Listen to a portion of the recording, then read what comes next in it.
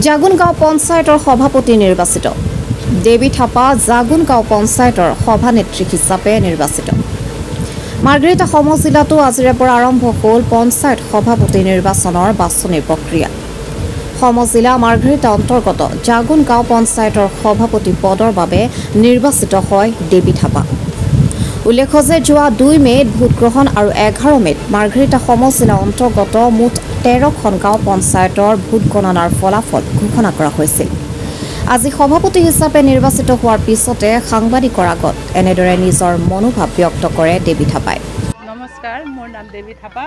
মই জাগুন গাঁও পঞ্চায়তৰ অন্তৰ্গত 4 নং ৱাৰ্ডৰ পৰা মেম্বাৰ জিকি আহিছোঁ।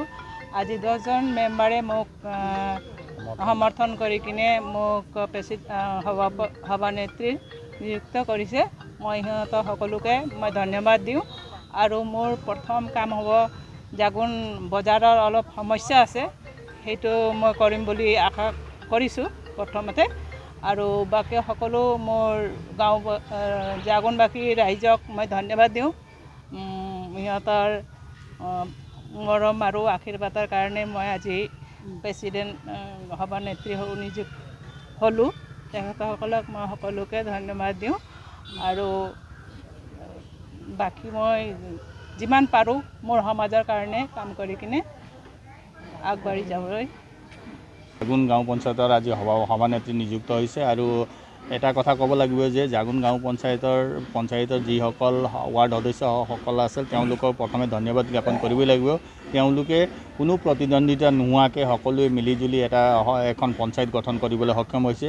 যিহেতু এইটো আমাৰ কাৰণে ভাল লক্ষণ, যিহেতু আমাৰ অঞ্চলত যথেষ্টখিনি সমস্যা আছে। জাগুন এনেকুৱা এখন পঞ্চায়ত অসমৰ ভিতৰতে এটা সীমামূৰীয়া অঞ্চল, বহুত ডাঙৰ পঞ্চায়ত হয়, যিহেতু তাত সমস্যাও যথেষ্টখিনি আছে।